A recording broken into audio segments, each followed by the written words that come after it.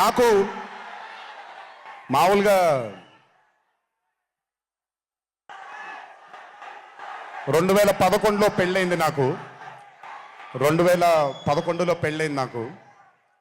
వీడప్పుడు చాలా చిన్న పిల్లోడు.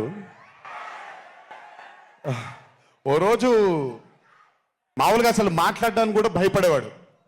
నేను ఇంట్లోకి వస్తున్నప్పుడు కూడా లోపలికి వెళ్ళిపోయాడు, ఎక్కువ నాతో మాట్లాడేవాడు కాదు. సో నేను కూడా చాలా ట్రై చేసేవాడిని. వీడేం మాట్లాడేంటి నాతో, వీడు కదా మాట్లాడాలి. వీడు మాట్లాడేవాడు కాదు. వీడు ధైర్యం చేసుకొని మొట్టమొదటిసారి నా దగ్గరకు వచ్చి ధైర్యం చేసుకొని చెప్పిన ఒకే ఒక మాట, బావా నేను యాక్టర్ అవుతానని. అంతే ధైర్యంగా నేను కూడా, నా సపోర్ట్ నీకు ఉండదు, పోయి సావు అన్నాను.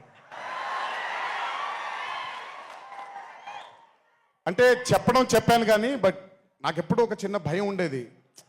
యాక్టింగ్ అంటున్నాడు, సడన్గా ఇంట్లో నుంచి ఒక 4-5 మధ్యలో ఉండే వ్యక్తి ఈరోజు అందరి ముందుకి ఎక్స్పోజ్ అవ్వబోతున్నాడు, ఎలా ఉండబోతుంది తన కెరియర్ అని ఓ భయం ఎప్పుడు ఉండేది నాకు.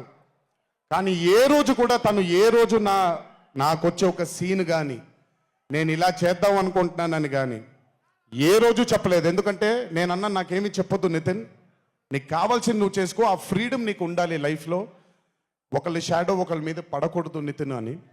తను ఏ రోజు నన్ను ఎప్పుడు అడగలేదు. ఏది తను చేసుకుంటూ వెళ్ళాడు. ఈరోజు చాలా గర్వంగా ఉంది తను చూసి.